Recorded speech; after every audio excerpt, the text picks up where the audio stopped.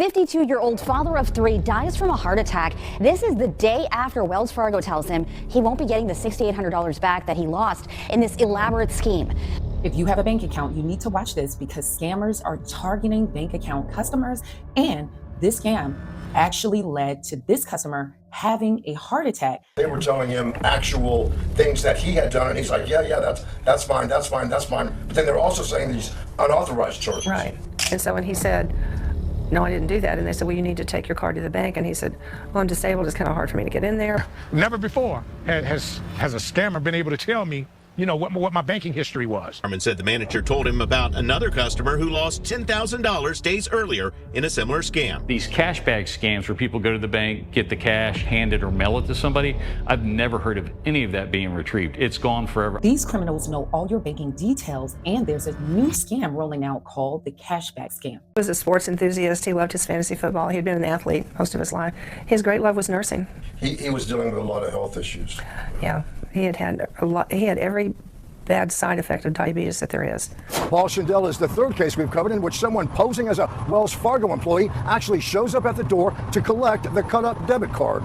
He got a phone call, and on the cell phone register it showed Wells Fargo. They somehow had access to the specifics of his account. They were telling him actual things that he had done, and he's like, yeah, that's fine. But then they're also saying these unauthorized charges. Right.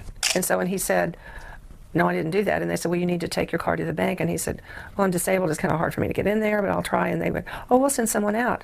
And she cut the card up on the porch in front of him. And I said, well, did you get the pieces? He said, no, she took them.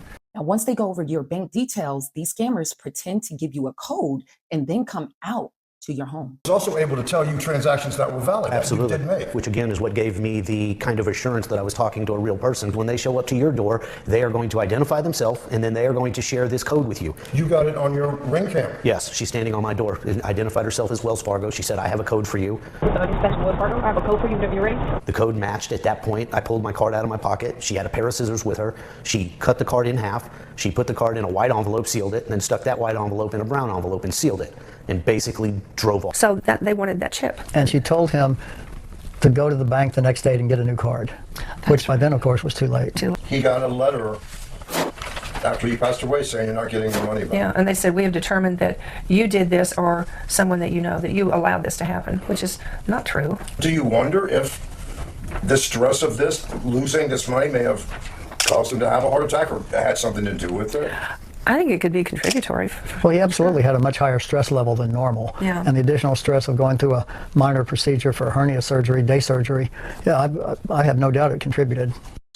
Now, the basis of both of these scams, they call you like you had some fraud or identity theft going on with your bank accounts and go over your bank details pretending like they're actually bank employees. But the second scam operates a little differently. Moses Harmon has kept a close watch on his charges and expenditures since opening a landscaping and lawn care company 25 years ago. I got a text message asking me if I had made charges. The message, which appeared to be from Wells Fargo, asked if Harmon charged $2,800 at a Best Buy in San Francisco. When I replied no, a couple minutes later I got a call from Wells Fargo. The person on the call read him a list of his recent banking transactions, including his mortgage payment. They called off 3 or 4 transactions. Boom, boom, boom. And they were legitimate transactions that I had done. They then warned that several outgoing wire transferred were scheduled to be sent from his bank account to people he didn't know. I'm thinking to myself, you know, I'm talking to the people from Wells Fargo. On a scale of 1 to 10, how sure were you that it was Wells Fargo? At that moment, I was 100% sure it was them. But it turns out it wasn't his bank. Anybody can fake any phone number. Crime says by mimicking a customer's phone number and entering a few pieces of information available on the dark web, like social security numbers and dates of birth, scammers can use phone-based banking systems to learn account balances and recent transactions. The more information they can give you about you, you start to feel confident, oh, it really must be this person. Harmon says the caller told him that someone who worked for Wells Fargo was trying to transfer and steal his money, so they needed his help. They said, well, we're going to need you to come down to the bank tomorrow, close your account, open up a new account. Harmon told the caller he would go to a South Tampa Wells Fargo branch the next morning. The scammer called as he arrived at the bank, telling him to withdraw $15,000 in cash, inform the teller he needed it for a renovation, and bring the money to the parking lot. Then they said, we need you to keep your phone on while you're going into the bank so we can hear everything that's said. That was the biggest red flag. Harmon realized something wasn't right as he approached the teller. She handed me a withdrawal slip. She said, I need you to fill that out. I turned the withdrawal slip over, wrote on it, I think I'm being scammed. I handed it to her. She got the manager, who told Harmon to hang up. Harmon said the manager told him about another customer who lost $10,000 days earlier in a similar scam. These cashback scams where people go to the bank, get the cash, hand it or mail it to somebody, I've never heard of any of that being retrieved. It's gone forever. Now, these criminals are getting your information from the dark web, so it's important to monitor your credit. With my Elite Credit System, we use smart credit, and they have fraud protection up to $1 million to protect you and your household. With Money Manager, it gives you alerts for suspicious activity on your bank accounts. And users of my Elite Credit System, like Greg, is getting great results. He was able to remove a collection within 12 days. So if you need my help with my AI software and credit coaching, that link is in the description of the video and in the pinned comment section. And with these two scams, the main difference is that they use with the first scam, they actually want to come out to get your debit card. Now, by doing this, posing as a bank employee, giving you a false security with this pretend code, you give them your debit card, they cut it up in front of you like it can't be used, but what they really want is the chip. Then they take that chip and insert it in another card and make a withdrawal from your account, shifting the blame on you.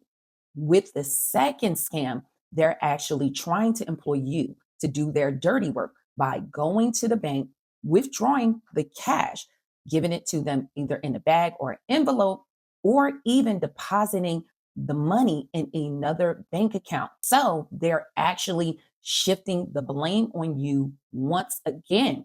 And this makes it very hard for the bank to justify giving you your money back. Definitely want to warn a lot of seniors, because them not knowing all these scams going on, especially going into the bank, that's given them a false sense of security about the situation.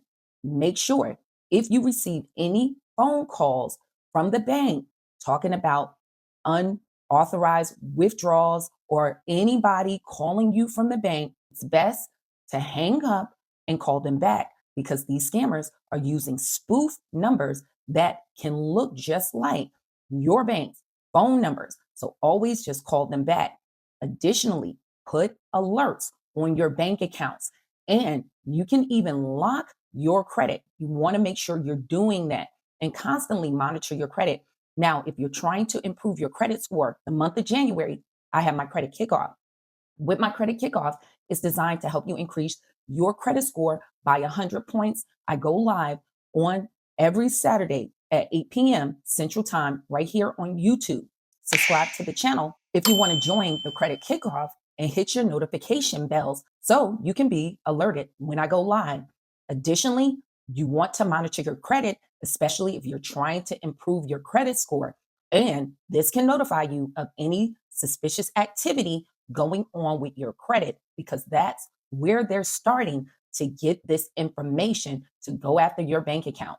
So hopefully this information was helpful. If you have any questions or comments, leave it in the comment section. For more detailed questions for me, you can go to my website and all your questions go directly to my cell phone. I hope to see you guys in the next video. Stay tuned.